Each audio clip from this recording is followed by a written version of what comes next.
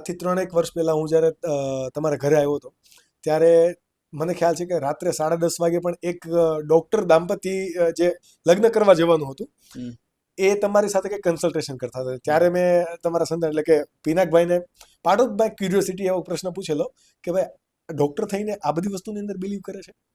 ત્યારે મારો આ માઇન્ડસેટ હતો. જેમ જેમ સમય ગયો એમ મને પણ બિલીવ થતો ગયો કે નહીં, લગ્ન પહેલાં જે કન્સલ્ટેશન આપણે એને કહીએ કે સમજૂતીની પરવાનગી લેવી કે વગેરે વગેરે, કે લગ્ન પહેલાં પતિ પત્નીને સમજાવવા કે જે પતિ પત્ની થવા જનાર છે એને સમજાવવા, આ શું આખી પ્રોસેસ છે ને એ મારે તમારા મોઢેથી સમજવું છે. કારણ કે લોકો બ્રાહ્મણને લગ્નમાં આમંત્રણ તો આપે છે, કદાચ લગ્નમાં જમાડે પણ છે, બ્રાહ્મણને જમાડે વગેરે વગેરે, પણ બ્રાહ્મણ પાસે જઈને એ લગ્ન જીવનનો વાય ક્લિયર નથી કરતા. તો આ શા માટે ક્લિયર કરવો જોઈએ, તમે કઈ રીતે કરાવો છો, અમારે સમજો.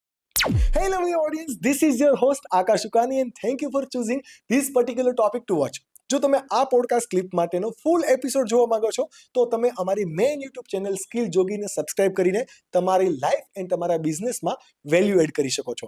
આવી અવનવી podcast clip every Monday, Wednesday and Friday જોવા માટે જો તમે કદાચ આ અમારી યુટ્યુબ ચેનલ સ્કિલ જોગી ક્લિપ પર નવા છો તો પ્લીઝ અમને સબસ્ક્રાઇબ કરો અને નોટિફિકેશન માટે બેલ આઇકન પ્રેસ કરો. અને જો તમે ઓલરેડી આ બેલ આઇકન પ્રેસ કરીને સબસ્ક્રાઇબ કરી દીધું છે then enjoy the video.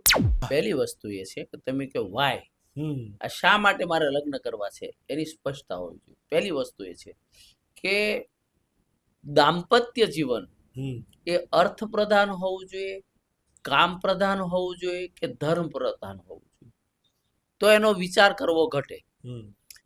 જે સમાજ અને જે સમાજના દાંપત્ય જીવનો અર્થ પ્રધાન થયા છે એની નાશ તરફ જવાની પ્રવૃત્તિમાં વધારો દેખાય. બરોબર? કેમ કે પહેલી વસ્તુ એ છે કે વિત્ત આવ્યું, સમજણ ન હોય તો વ્યસનાધીનતા વધે, શૃંગાર પ્રિયતા બને, શંકાશીલતા બને. તમને એક જ ઉદાહરણ આપું, એક મોરેશિયસ દેશ. બરોબર? મોરેશિયસ દેશનો ઇતિહાસ તપાવો. આજથી 100 વર્ષ પહેલા મોરેશિયસમાં યુરોપિયન લોકોની વસ્તીનો વધારો હતો અને એ લોકો ધનિક હતા, શ્રીમંત હતા. હિન્દી લોકો તો બહુ અલ્પસંખ્યક હતા અને ગરીબ હતા. આજે 100 વર્ષ પછી એ ધનિક યુરોપિયનો ક્યાંય દેખાતા નથી અને આખું હિન્દુ રાષ્ટ્ર હોય એવું દેખાય છે. શું કામ? તો કે હંમેશા દાંપત્ય જીવનમાં અર્થ પ્રધાનતા આવે એટલે નાશની પ્રવૃત્તિ વધે.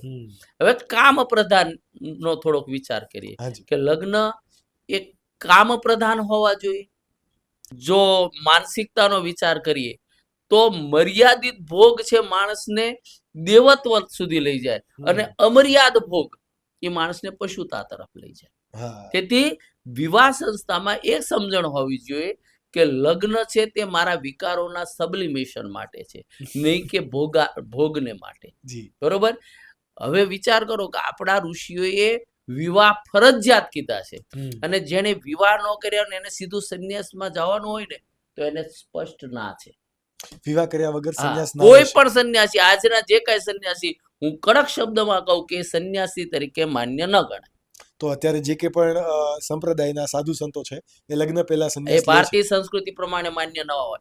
અને તમારે ત્યાં ગૃહસ્થીને ત્યાં કોઈ પણ સંન્યાસી આવે તો પહેલા પૂછો, ઋણાની ત્રિનપાકૃત્યમ, તમે ગૃહસ્થાશ્રમ વિતાવ્યો છે મહારાજ? બરોબર?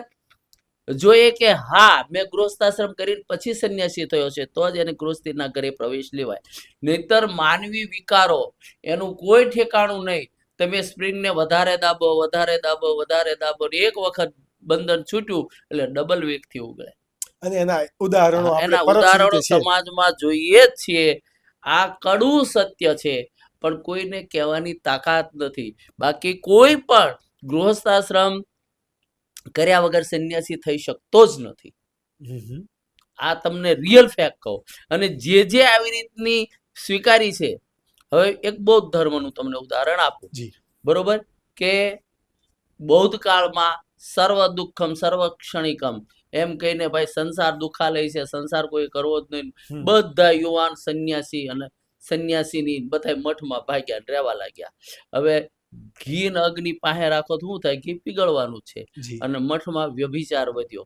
અને આજે જે દેશમાં બૌદ્ધ ધર્મનો જન્મ થયો, જે દેશમાં એને રાજ્યાશ્રય મળ્યો, તે બૌદ્ધ ધર્મ ભારતમાં રહ્યો. એનું કારણ શું? કે પહેલા ભારતીય સંસ્કૃતિની જે વ્યવસ્થા છે એને અવગણી. બરોબર.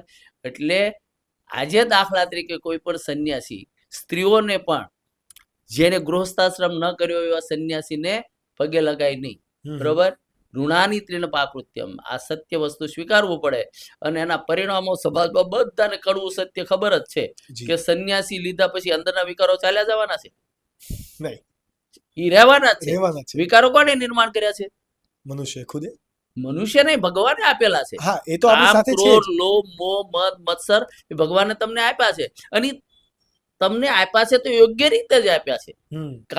કામ છે, બરોબર, આશા ભગવાન નો આપી જીવન ચાલે? ના ચાલે. બરોબર.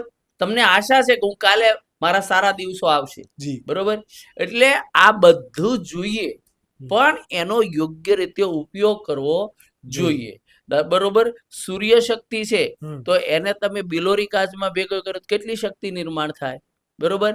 એમ આ બધી વસ્તુને તમે યોગ્ય રીતે જીવનમાં એપ્લાય કરો તો સારામાં સારી. અને એવું નથી, પાછું ભારતીય દર્શન શાસ્ત્રો એમ કહે છે કે ભાઈ ભોગથી ભાગીને બ્રહ્મચારી ન થવાય, ભોગવીએ ભાવથી ખોટું ન ગણાય. તેન ત્યક્તેન ભુંજિતા માગ્રતા કસ્ય સ્વિધરમ, ત્યાગીને ભોગવો. એટલે કામનો પણ સ્વીકાર કર્યો છે. પૂજ્ય દાદાજી ઘણી વખત ગીતાના પ્રવચનમાં કહેતા હતા કે ગીતાનું મોટામાં મોટો ક્રાંતિનો કૃતકો એ છે કે ધર્મા વિરુદ્ધ ભૂતેષુ કામોસ્મિ ભર્તશે. જે ધર્મની વિરુદ્ધ નથી એવો કામને પણ મારું રૂપ છે. એટલે આજના કાળમાં એમ કહું કે ભાઈ વિકારોનું સબ્લિમેશન થવું જોઈએ.